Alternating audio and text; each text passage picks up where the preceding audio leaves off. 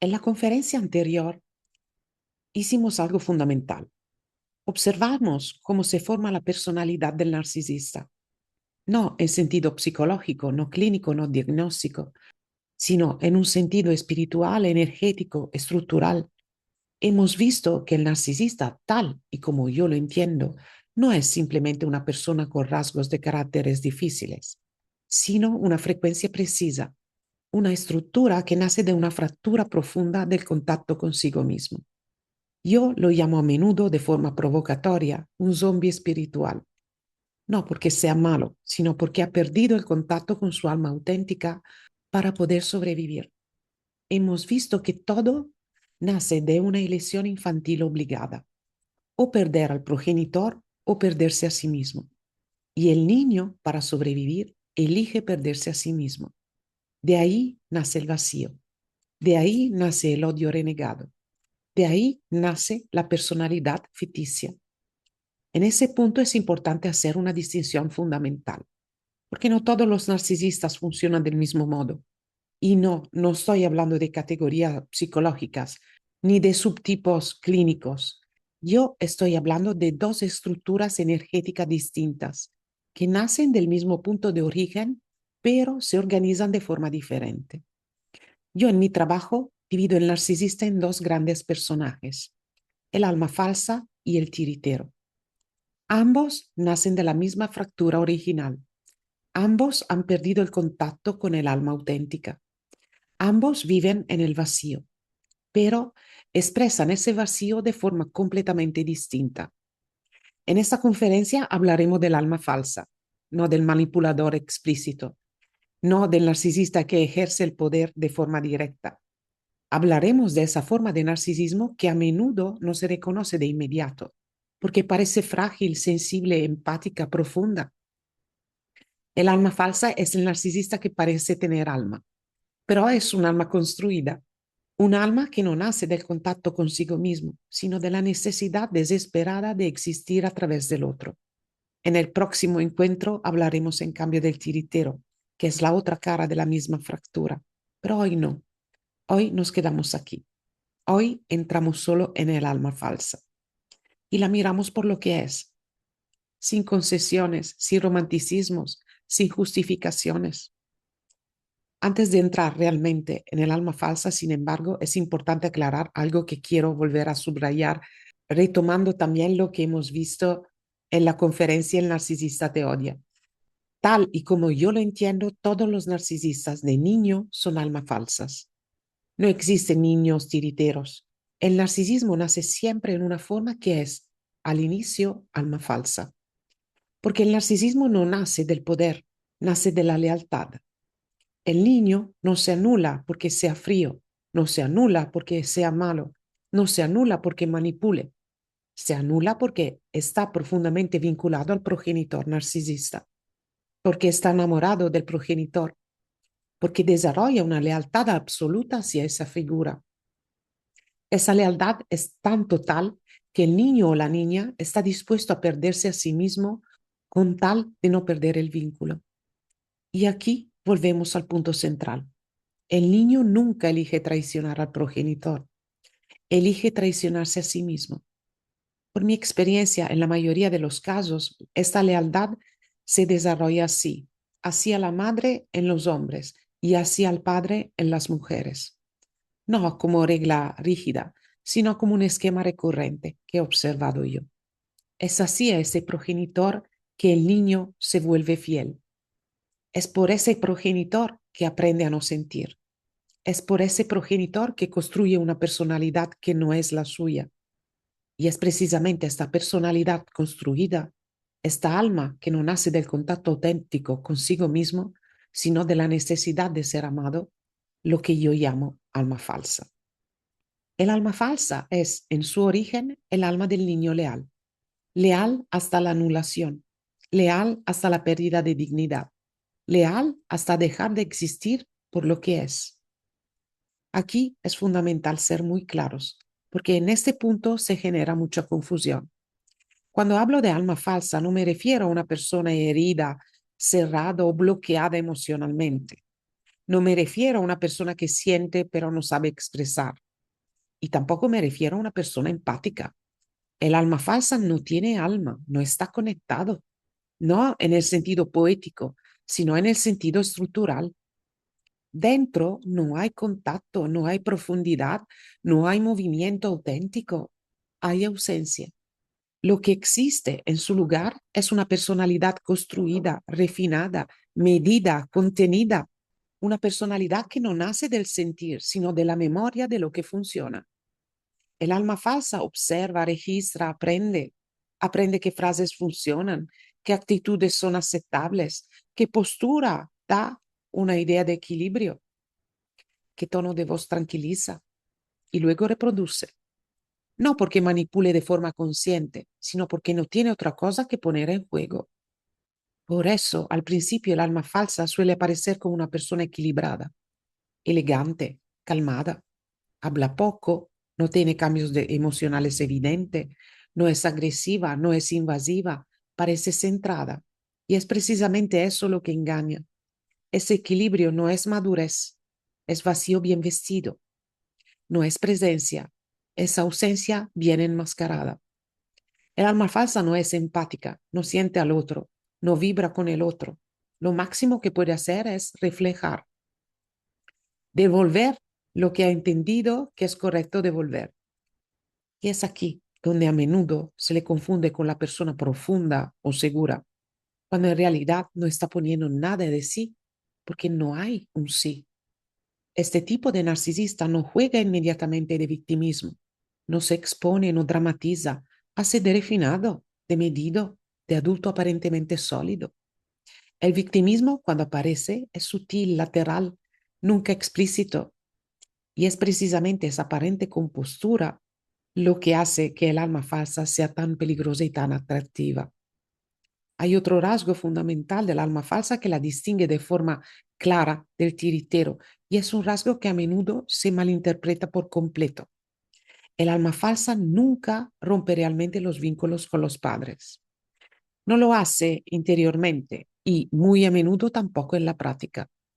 A menudo vive cerca o mantiene un contacto constante, aunque aparentemente frío o distante. Pero ese contacto es indispensable, porque el alma falsa no tiene una inteligencia emocional propia y por eso la delega completamente al progenitor narcisista, de forma inconsciente, claro, pero total. Es como si dijera sin decirlo, dime tú lo que está correcto sentir, dime tú cómo se trata a las personas, dime tú qué se hace en la vida. El problema es que ese progenitor tampoco tiene una inteligencia emocional. Es también un ser preformateado que vive de creencias, miedos, control, supervivencia. Pero el alma falsa no lo ve porque la lealtad es total. Y entonces crece así, sin aprender nunca a decidir de verdad, sin desarrollar nunca iniciativa, sin asumir nunca la responsabilidad de un sentir propio. Este es el motivo por el que el alma falsa, a diferencia del tiritero, no es mucho estratégica, es tonta. Y lo digo de forma directa porque así es. Tonta no en el sentido ofensivo, sino en el sentido estructural. No piensa, obedece. Obedece al progenitor, obedece a sus miedos, obedece a su inmovilismo. El mensaje de fondo es siempre el mismo. No te muevas, no tomes iniciativas, no des pasos propios. Y por eso el alma falsa a menudo aparece bloqueada o infantil, incapaz de respuestas adultas. Respuestas que parecen la de un niño de 2 años, simples, pobreza de lenguaje emocional, rigidez, no porque no entienda a nivel intelectual, sino porque el desarrollo se ha detenido ahí, bajo el paraguas del progenitor narcisista. Este tipo de narcisista nunca toma iniciativa, espera, se detiene, pospone, delega a la vida. Y hay otro elemento fundamental que completa ese cuadro y que debe decirse con claridad. El progenitor narcisista, muy a menudo la madre, pero a veces también puede pasar ambos. Los padres casi siempre acusará a posibles terceras personas de manipularlo. Lo hará de forma más o menos explícita, con frases directas o con alusiones, sospechas, insinuaciones. ¿Por qué? Porque es exactamente lo que hace él o ella primero. El paradoja es esta. El progenitor que nos manipula desde la infancia es el mismo que le inculca la idea de ser manipulable. Y él se lo cree. Sabe, aunque no lo sepa a nivel racional, que siempre ha sido manejado, que nunca ha tenido realmente libertad interna, que nunca ha decidido del todo por sí mismo. Y eso lo aterra. El alma falsa está aterrorizada por la manipulación, no porque no la sufra, sino porque la conoce íntimamente. Es su lenguaje afectivo originario. Así crece con una convicción profunda y nunca cuestionada. Los demás me manipulan. Los demás quieren controlarme. Los demás quieren sacarme de casa. Y cuando entra en una relación, no tiene herramientas para distinguir entre una influencia sana y una manipulación real. Siempre, de todos modos, se apoyará en el juicio del progenitor narcisista. Si el progenitor aprueba, está bien. Si el progenitor no aprueba, se bloquea. No porque no elija nunca, sino porque siempre elige dentro de una aula. Su vida, sus relaciones, sus decisiones pasan a través de ese filtro. Y esto hace que el alma falsa sea extremadamente vulnerable, porque es fácil que termine en manos de otro narcisista, uno que no pide emociones, que no pide presencia, que no pide verdad, pero pide apariencia. De esto hablaré en otro lugar porque merece una conferencia aparte. Aquí es importante entender solo una cosa. El alma falsa no es libre, no es autónoma, no es independiente. Es leal hasta el autosabotaje y prisionera de una idea de manipulación que nace precisamente de la manipulación originaria. Esta estructura tan construida, tan delegada, tan vacía por dentro, cuando entra en una relación nunca actúa de forma directa. El alma falsa no es una persona que toma iniciativa con claridad, no da pasos definitivos, no se expone realmente. Su forma de seducir es indirecta, evasiva, ambigua. Se acerca, luego se retrae. Deja entrever y luego se cierra. Da la impresión de estar, pero nunca del todo.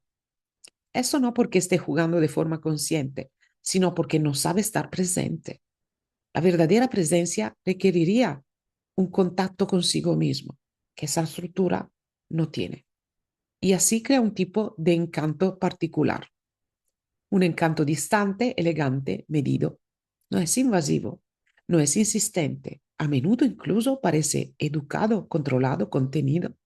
Y es precisamente esta aparente medida lo que se confunde con madurez emocional. Otro elemento constante es la triangulación. El alma falsa siempre triangula, sean hombres o mujeres.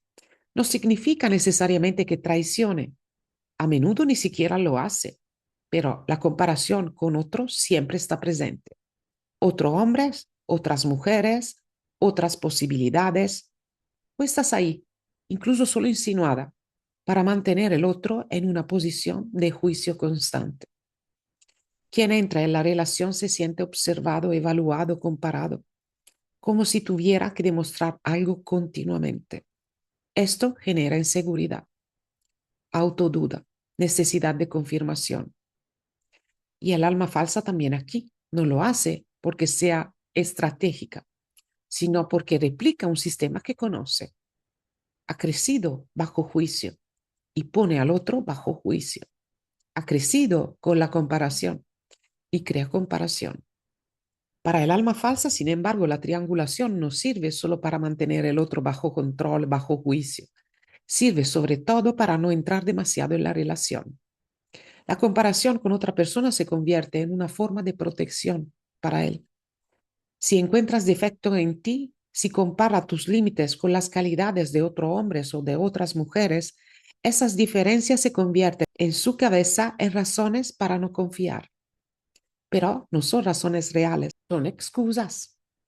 Excusas que se da ante todo a sí mismo. Porque confiar de verdad implicaría exponerse, implicaría entrar en un contacto más profundo. Y ese tipo de contacto para esa estructura es peligroso. Así, los defectos del otro se convierten en coartadas. La comparación se convierte en una barrera. La triangulación se convierte en un sistema de defensa, no para elegir mejor, sino para no elegir del todo. De este modo, el alma falsa permanece siempre un paso atrás, nunca completamente dentro, nunca completamente implicada, protegida por el juicio, protegida por la comparación, protegida sobre todo por el riesgo de sentir. Hay otro aspecto fundamental del alma falsa que completa ese cuadro. Dado que no toma iniciativas reales, nunca pide abiertamente lo que quiere, nunca se expone de forma directa, pero eso no significa que no desee nada. Simplemente deja que sea el otro quien haga todo. No pide, no propone, no toma posición. Y aquí entra en juego el victimismo, que en esta tipología es muy particular. El alma falsa se presenta a menudo como una persona bloqueada por la circunstancia, por el trabajo, por la familia, por los compromisos, por las responsabilidades. Siempre es un poco víctima de su sistema, de su historia, de su vida. La culpa, de algún modo, siempre está afuera, nunca realmente en ella. Pero atención, este victimismo no es evidente, no es dramático, no es gritado, es sutil, educado, casi digno. Y es precisamente por eso que funciona, porque de este modo empuja al otro a moverse sin pedirlo nunca abiertamente. No pide, porque pedir crearía una deuda moral. Si pidiera, luego tendría que reconocer lo que recibe. En cambio, dejando que sea el otro quien ofrezca, puede permanecer en una posición de aparente neutralidad. Y si del otro lado hay una persona empática, sensible, capaz de comprender, ese mecanismo se activa inmediatamente. El empático entiende, justifica, se adapta y casi sin darse cuenta se convierte en quien se mueve, quien comprende, quien se sacrifica, se convierte en el gran sacrificado de la situación. No porque se lo hayan pedido, sino porque era lo correcto. Y así la relación se desequilibra. No por imposición, sino por delegación silenciosa. En este punto es importante detenerse un momento para entender cómo funciona realmente la relación con el alma falsa, porque no es una relación que explota, no es una relación hecha de imposiciones, órdenes o de prohibiciones. Al contrario, al principio parece casi lo opuesto, dado que este tipo no toma decisiones, no pide nunca abiertamente, no impone nada, puede dar la impresión de dejarte muy libre. Parece que puedes hacer todo lo que quieras. Parece que no hay límites. Parece que no te está quitando nada. Y es precisamente aquí donde ocurre el engaño. Porque mientras tú te sientes libre, en realidad estás entrando en una telaraña. Una telaraña que no se construye con fuerza, sino con silencio, con adaptación, con sacrificio progresivo. Sin que te des cuenta, empiezas a ponerte en segundo plano. Tus necesidades se vuelven menos urgentes. Tus cosas pueden esperar. Tus necesidades nunca son el momento adecuado. Mientras que todo lo que concierne a él o a ella, y sobre todo a su familia, se vuelve imprescindible. Sus compromisos no se discuten. Sus dinámicas familiares no se tocan. Sus responsabilidades son sagradas. Y poco a poco se te pide, sin que se te pida realmente, convertirte en el caballero servidor de todo el sistema. Tienes que ser comprensivo, tienes que ser educado, tienes que agradar a sus padres, a sus hijos si lo tiene, a toda su familia. Te adaptas, te esfuerzas, te haces disponible. Quizá incluso organizas fiestas de cumpleaños, fiestas familiares, porque es lo correcto. Y luego llega el día del cumple, una fiesta tuya o de alguien importante para ti, y él ni siquiera levanta el teléfono para felicitar. Y ahí algo no encaja. Pero a menudo no lo dices. Te dices que no es maldad. Te dices que está distraído. Te dices que no es bueno con esas cosas. Y mientras tanto, la telaraña se estrecha. Tú das, tú te adaptas y él o ella permanece inmóvil en el centro, protegido, servido, nunca realmente implicado.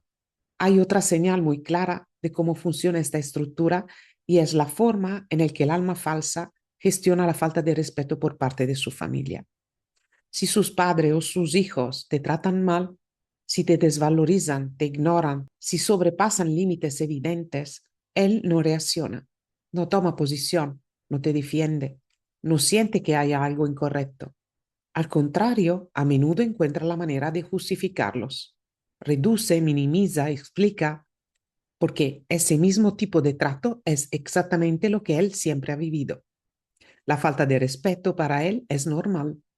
Es su entorno afectivo originario. Y dado que ha aprendido a adaptarse, espera, sin siquiera darse cuenta, que tú hagas exactamente lo mismo. No es que no vea que te están tratando mal, es que no lo reconoce como un problema. Para él, ese es el precio a pagar por pertenecer. Y por lo tanto se vuelve normal que tú también lo pagues. Esto vale con sus padres, vale con sus hijos, vale con todo su sistema familiar. Tú quedas absorbido en una dinámica en la que el respeto no es un derecho, sino una variable. Y si intentas señalarlo, si intentas decir que algo te hiere, a menudo él o ella no entiende realmente de qué estás hablando, porque para él o ella eso no es abuso, es familiaridad. Otro mecanismo típico del alma falsa tiene que ver con la forma en que gestiona tus deseos. Cuando expresas una necesidad, un proyecto, un deseo concreto de vida, raramente dice que no de forma directa. Si puede primero, intenta minimizarlo, reducirlo, hacerlo parecer poco importante, poco urgente, poco realista. Pero si no lo consigue, entra en otro patrón muy preciso. Te promete siempre al futuro. El problema, sin embargo, es que ese futuro nunca llega al presente. En el aquí y ahora siempre está imposibilitado, no por una elección suya, sino siempre por causas externas. El trabajo, la familia, los hijos, las responsabilidades, las complicaciones, siempre hay algo que no depende de él. Y así tú te quedas esperando. Deseas, proyectas hacia adelante. El futuro se convierte en una promesa constante que mantiene viva la relación, pero suspende la vida. Luego, con el tiempo, te das cuenta de otra cosa.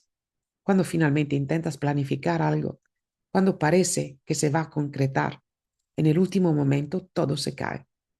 Basta una palabra de su familia, una intervención de los padres, un problema con los hijos. Dado que él o ella ha crecido bajo una influencia de uno o dos progenitores narcisistas y a menudo dentro de un sistema donde al menos un hijo desarrolla a su vez rasgos narcisistas, la manipulación familiar siempre tiene la última palabra. Y así la promesa no se cumple. No una vez, sino sistemáticamente. Pasan meses, pasan años, y esas mismas cosas que tú habías pedido 2 años antes se quedan ahí, suspendidas, hasta que llega el momento preciso, el momento en que siente que te estás yendo. Es ahí cuando de repente él empieza a darte algo, pero lo que te da en ese momento no es lo que quieres ahora, es lo que habías querido años antes, cuando ya estás cansado, cuando ya has cambiado, cuando el deseo se ha consumido. Y ahí ocurre una fractura profunda, porque entiendes que no es que no pudiera, es que no quería arriesgar antes. El futuro prometido no era un proyecto, era una forma de mantenerte en espera. Y hay un mecanismo que quiero solo mencionar aquí porque vale tanto para el alma falsa como para el tiritero y que profundizaré mejor en otro momento. Cuando intentas hablar, cuando intentas señalar una falta suya, cuando intentas pedir un diálogo, él desaparece. El silencio se convierte en la respuesta, pero no es un silencio neutro, es un silencio punitivo. No sirve solo para evitar la discusión, sirve para recuperar poder. A través del silencio te hace sentir excluido, abandonado, apartado. A menudo ese silencio viene acompañado de una triangulación, con la madre, el padre, el hijo, con alguien más. El mensaje es claro, aunque nunca se diga. No eres tú quien decide cuándo se habla. Yo te escucho solo cuando quiero. Y así la próxima vez lo piensa 2 veces antes de abrir la boca, exactamente como le pasó a él de niño. El silencio no es distancia emocional, es control. Es una forma de decir, si hablas, pierdes el vínculo. Y esto, a nivel profundo, es lo que ha aprendido desde la infancia. Hay otro aspecto fundamental del alma falsa que a menudo desorienta completamente a quien está a su lado. Cuando hay una falta grave, cuando señalas algo que realmente te ha herido, cuando buscas un diálogo, él o ella no entiende, no finge no entender, no evita de forma estratégica, simplemente no entiende. Tienes que explicarle lo mismo durante meses, con ejemplos aplicados a él, contextualizando. Tienes que traducir las emociones a un lenguaje que le resulte comprensible, porque su sistema de pensamiento no es inmediato, no está integrado. Después de semanas, a veces meses, cuando finalmente el muro cede, cuando algo realmente llega, ocurre una escena que confunde muchísimo. Él o ella se derrumba, llora, se desespera, hace el cocodrilo herido, te dice que lo ha entendido todo, que ahora ve, que ahora no volverá a pasar, y en ese momento tú piensas, por fin, pero es una ilusión, porque esa comprensión no permanece, no se integra, no se convierte en estructura. Es como si fuera una información que pasa, pero no se deposita. Y entonces puede ocurrir algo absurdo. 5 minutos después, con las lágrimas todavía en los ojos, mientras se seca la cara por la discusión recién terminada, vuelve a hacer exactamente la misma cagada. Quizá de otra forma, pero igual de esencia. Y es ahí donde entiendes algo terrible. No es que no te respete, ni siquiera es que te tenga en cuenta. Es que tú no existes realmente en su sistema de pensamiento. No existes emocionalmente, pero tampoco existes estratégicamente. Porque si al menos fuera estratégico, si al menos fuera listo, se salvaría. Se diría, no me conviene hacerlo otra vez. Riesgo perderlo o perderla. Tengo que contenerme. Pero no. Basta con que aparezca alguien que le alimente el ego, alguien que le haga sentir importante o alguien que lo ponga en riesgo de sentirse estúpido, manipulado, inadecuado frente a los demás y vuelve a caer. Te tira en el precipicio con las lágrimas aún en los ojos por la discusión anterior. Y cuando se lo haces notar, te dice que es otra cosa, que no tiene nada que ver, que eres tú que nunca estás satisfecho. Pero en ese punto la verdad es evidente. Esto no es maldad, es estupidez estructural. Y es aquí donde el alma falsa se diferencia profundamente del tiritero, no porque te quiera más, sino porque no es capaz de cálculo verdadero.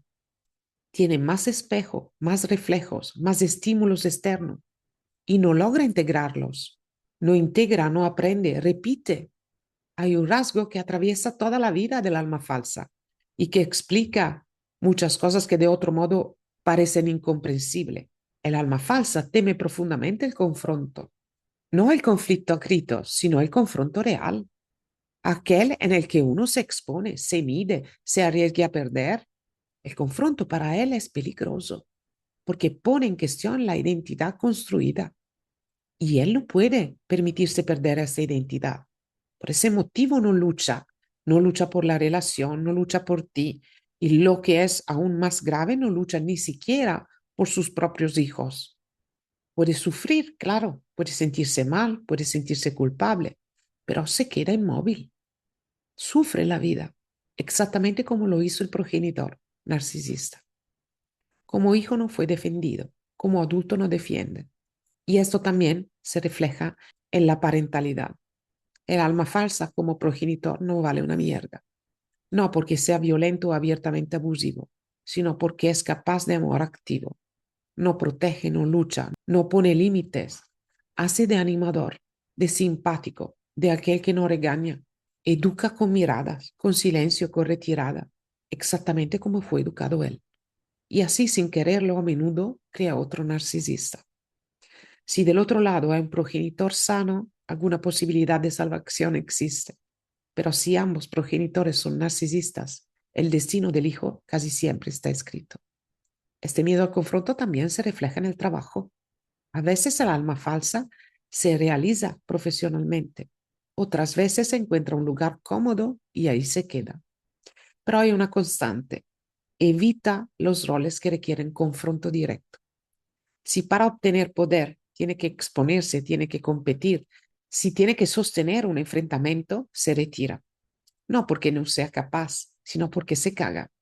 El conflicto lo aterra, porque reactiva la herida originaria, el riesgo de no ser aprobado. Y así una vez más sufre. Sufre el trabajo, sufre la familia, sufre las relaciones. Y cuando lo dejas, no lucha ni siquiera por ti. Puede sentirse mal, puede sufrir, puede llorar, puede compadecerse de sí mismo. No llora por ti, atención, pero no actúa. La vida le sucede, no la toma en sus manos.